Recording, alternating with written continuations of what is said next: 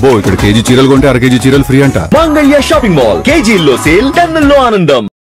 ఈరోజు వైఎస్ఆర్సీపీకి సంబంధించి రాష్ట్ర వ్యాప్తంగా ఉన్న స్టేట్ కమిటీ సభ్యులు, అదేవిధంగా డిస్ట్రిక్ట్ ప్రెసిడెంట్లు, కాన్స్టిట్యుయెన్సీ నియోజకవర్గ యూత్ ప్రెసిడెంట్స్, మిమ్మల్ని అందరినీ కూడా ఈరోజు ఇలా కలవడం చాలా సంతోషంగా ఉందని ఈ సందర్భంగా తెలియజేస్తాను. పార్టీలో క్రియాశీలకంగా ఈ కన్స్ట్రక్షన్ కార్యక్రమం అనేది చేస్తూ ఉన్నాం. ప్రతిపక్షంలో ఉన్నాం. ప్రతిపక్షంలో ఉంటూ ప్రభుత్వం పనిచేస్తూ ఉన్న విధానాన్ని ప్రశ్నిస్తూ, ప్రభుత్వం ఇచ్చిన హామీలను ఆ ప్రభుత్వం ఎగరగొడతా ఉన్న నేపథ్యంలో ఆ ప్రభుత్వాన్ని గట్టిగా నిలదీస్తూ, నిద్రపోతూ ఉన్న ఈ ప్రభుత్వాన్ని మేలుకొల్పే ప్రయత్నం గట్టిగా చేస్తూ ఉన్నాం. చేసే ఈ ప్రక్రియలో ఆర్గనైజేషన్ పరంగా ఇంకా మనం బలంగా ఎదగాలి. ఎదుగుదల అన్నది ఎందుకు అవసరము, ఎందుకంత ఇంపార్టెంటు అన్నది క్లుప్తంగా చెప్తాం. ఈరోజు మన పార్టీని చూసినప్పుడు చాలామంది ఎమ్మెల్యేలు కొత్త వాళ్ళే. మన పార్టీ వచ్చినప్పుడే 2011లో మన పార్టీ మనం స్థాపించిన పరిస్థితుల మధ్యలో గమనిస్తే, నేను అప్పట్లో కాంగ్రెస్ పార్టీ నుంచి బయటకు వచ్చిన. నేను బయటకు వచ్చినప్పుడు నాతో పాటు వెనకాల ఎవరు లేరు. నేను మా అమ్మ ఇద్దరం మాత్రమే బయటకు వచ్చినాం. అక్కడి నుంచి మొదలైంది ప్రస్థానం.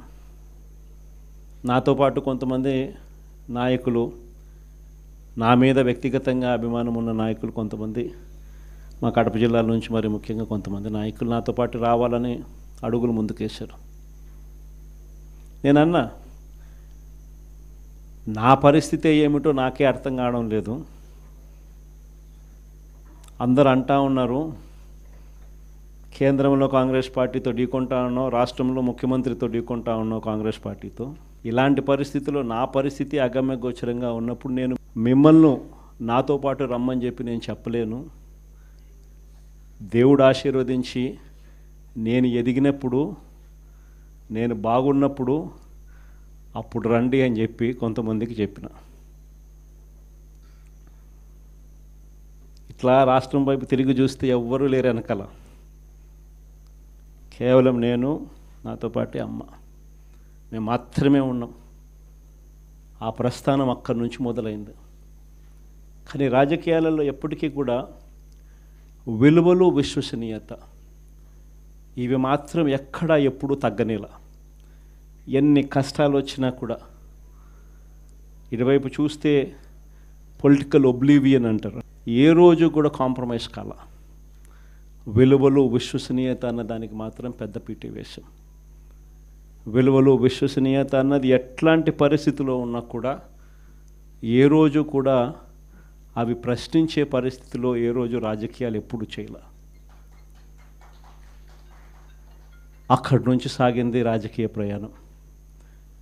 ఆ తర్వాత నాతో పాటు 18 మంది ఎమ్మెల్యేలు కాంగ్రెస్ పార్టీ వీడి నాతో పాటు రావాలన్నారు. అందరినీ పదవులు రాజీనామా చేయమన్నా. రాజమోహన్ రెడ్డి ఎంపీ నాతో పాటే వస్తానన్నాడు. అన్న రాజీనామా చేయన్న. రాజీనామా చేశాడు, వచ్చినాడు. బై ఎలక్షన్ జరిగింది. నా ఎలక్షన్ బై ఎలక్షన్, అమ్మ election by election, Rajamohan Reddy election by election. నా ఎలక్షన్లో 5,40,000 మెజారిటీ, ఆ 14th లోక్సభలో హయ్యెస్ట్ మెజారిటీ వచ్చింది మీ అన్నకే, జగన్కే. ఆ రోజు మనం ప్రమాణ స్వీకారం చేసేటప్పుడు పార్లమెంట్లో ప్రతి తల్లా కూడా మన వైపే తిరిగి చూస్తుంది. Highest majority in the 14th Lok Sabha. కానీ జీర్ణించుకోలేని పరిస్థితిలో మన మీద అంతే పగబట్టడం కూడా ఆ మెజారిటీని చూసి అనుకోండి, అది వేరే విషయం. ఆ తర్వాత తర్వాత రాజమోహన్ రెడ్డి కాంగ్రెస్ పార్టీలో ఉన్నప్పుడు పోటీ చేసినప్పుడు వచ్చిన మెజారిటీ కన్నా అంతకన్నా 2 మెజారిటీతో ఆయన గెలిచినాడు. 2.5 లక్షల మెజారిటీతో ఆయన కూడా గెలిచడం జరిగింది. అందులో 18 మంది ఎమ్మెల్యేలు నాతో పాటు అడుగులు ముందుకు వేశారు. 18 మంది ఎమ్మెల్యేలు అప్పట్లో నాతో పాటు అడుగులు ముందుకు వేశారు. ప్రతి ఒక్కరికి చెప్పా, రాజీనామా చేస్తేనే బయటికి రండి అని చెప్పి. మొత్తం 18 మంది రాజీనామాలు చేసినారు.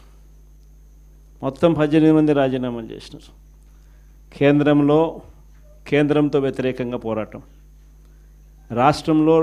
రాష్ట్ర ప్రభుత్వానికి వ్యతిరేకంగా పోరాటం. 18 మంది రాజీనామా చేసి విలువలు విశ్వసనీయతతో కూడిన రాజకీయాలు చేయడానికి అడుగులు ముందుకేశారు. ఎక్కడ కూడా విలువలు విశ్వసనీయత అన్నది ఎక్కడ కూడా తగ్గల. అప్పట్లో పవర్ ఛార్జెస్, కరెంటు ఛార్జీలు విపరీతంగా చంద్రబాబు నాయుడు గారు పెంచిన నేపథ్యంలో చంద్రబాబు నాయుడు ప్రభుత్వం మీద అవిశ్వాస తీర్మానం ప్రవేశపెడితే ఆశ్చర్యం ఏమిటో తెలుసా? తెలుగుదేశం పార్టీ అప్పట్లో కిరణ్ కుమార్ రెడ్డి ప్రభుత్వానికి సపోర్ట్ చేసింది. 294 స్థానాలకు 148 ఎమ్మెల్యేల స్థానాలు హాఫ్వే మార్క్ అయితే, అప్పట్లో చంద్రబాబు నాయుడు సపోర్ట్ చేయడం వల్ల కాంగ్రెస్ పార్టీ బయటపడింది. చంద్రబాబు నాయుడు అండ్ కాంగ్రెస్ ఇద్దరూ కలిసి ఒకటై కుమ్మక్కై రాజకీయాలు చేశారు అప్పట్లో.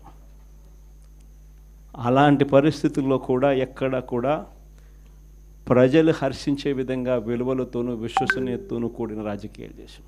క్యాన్వాస్ చూస్తే ఆంధ్ర రాష్ట్రం విడిపోయిన తర్వాత 175 నియోజకవర్గాలకు సంబంధించి కూడా పరిస్థితి, క్యాండిడేట్లు అందరూ కొత్త వాళ్ళే. అక్కడి నుంచి ఒక 18 మంది మన క్యాండిడేట్ తప్ప నుంచి మిగతా వాళ్ళంతా ఫ్రెష్ ఫేసెస్. నుంచి మన క్యాండిడేట్లు విజయం సాధించడం మొదలుపెట్టాడు. 67 స్థానాలు 2014లో గెలిచినాం.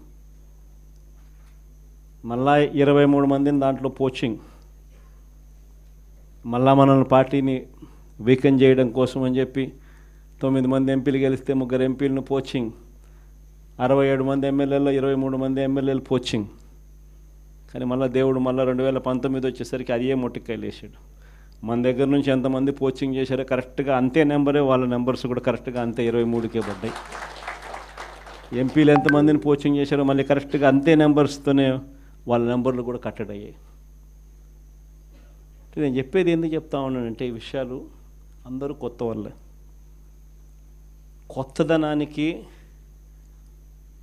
విలువ అన్నది ప్రతిపక్షంలో ఉన్నప్పుడే వస్తుంది. ప్రతిపక్షంలో ఏ నాయకుడైనా ఎదగలుగుతాడు, ఎవరైనా నాయకుడు కాగలుగుతాడు. అయితే 2 గుణాలు ఉండాలి. ఒకటి ప్రజలకు అందుబాటులో ఉండడం, రెండవది చిక్కటి చిరునవ్వుతో పలకరింపు. 2 ఖచ్చితంగా ఉండాలి. ప్రతిపక్షంలో ఉండాల్సింది మరొక మేజర్ గుణం ఏమిటి అని అంటే, ప్రజలకు ఏదైనా సమస్య వచ్చినప్పుడు ప్రజల తరపున మనం ప్రజలకు తోడుగా నిలబడగలగడం. ఈ 3 చేయగలిగితే ఎవరైనా లీడర్ కాగలుగుతాడు. ఇక్కడి నుంచి స్టార్ట్ చేయండి.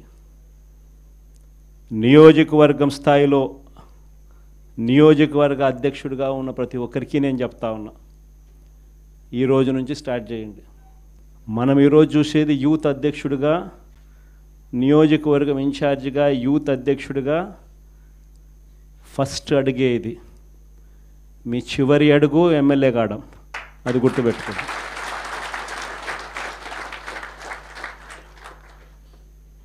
ఎదగడం మీ చేతుల్లో ఉంది. మిమ్మల్ని పెంచడం నా చేతుల్లో ఉంది.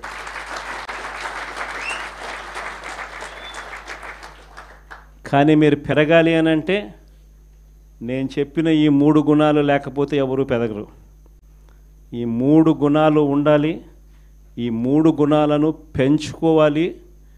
పెంచుకున్న దాంతో అసెస్ చేసుకోవాలి. ప్రతి నియోజకవర్గ ఇన్ఛార్జ్కు ఇది ఒక ఛాలెంజ్ ఇస్తున్నా. ఈ రోజు నుంచి 6 months టైం తీసుకోండి.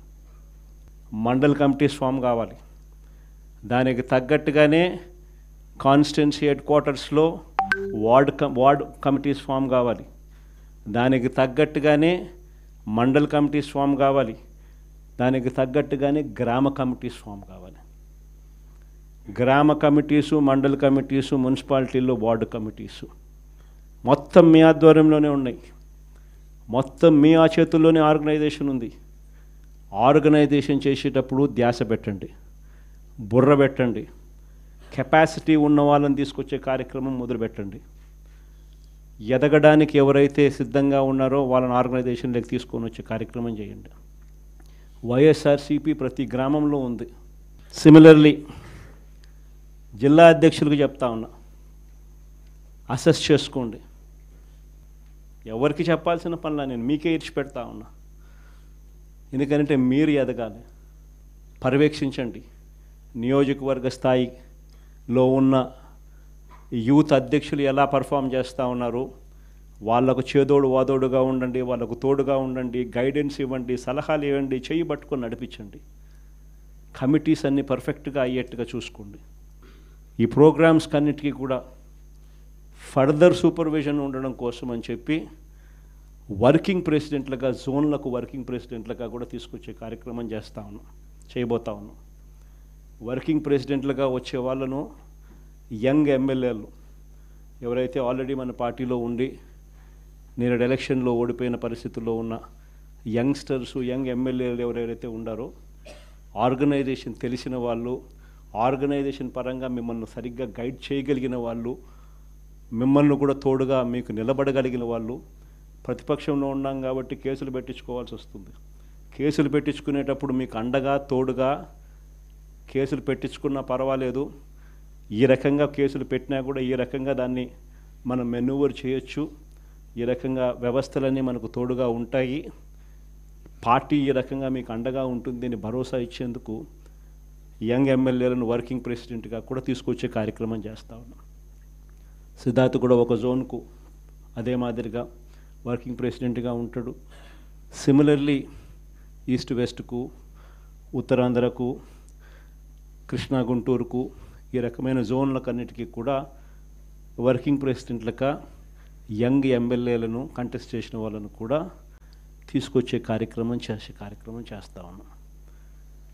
ఆర్గనైజేషన్ పరంగా యూత్ కానీ, మహిళ కానీ, స్టూడెంట్ కానీ, రైతు కానీ ఈ 4 చాలా బలంగా ఉండాలి.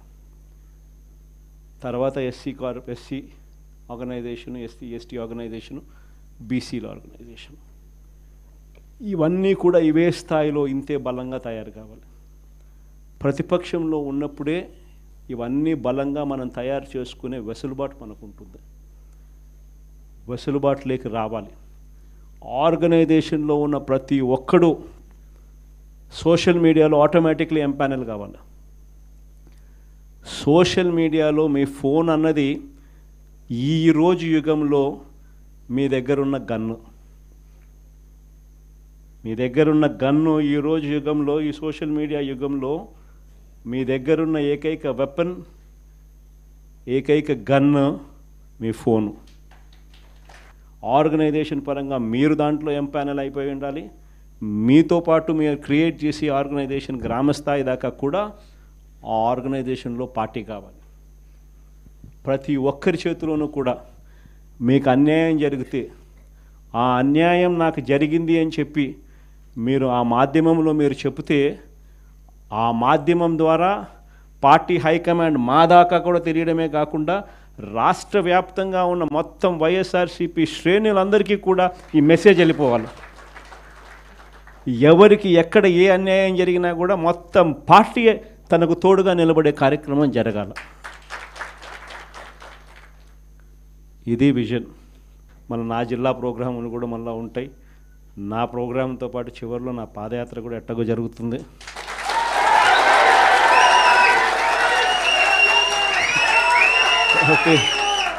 కాబట్టి ఆ టైం వచ్చినప్పుడు ఇంకా మీతో ఇంకా ఎక్కువ మమేకమయ్యే పరిస్థితి ఉంటుంది. ఇంకా ఎక్కువ మీ జిల్లాలలో మీతో పాటు కలిసి ప్రయాణం చేసే పరిస్థితులు ఉంటాయి. ఆ కలిసి ప్రయాణం చేసే పరిస్థితిలో మిమ్మల్ని ప్రతి ఒక్కరిని పేరు పేరున పిలిచే పరిస్థితి కూడా ఖచ్చితంగా ఉంటుందని కూడా చెప్తాను.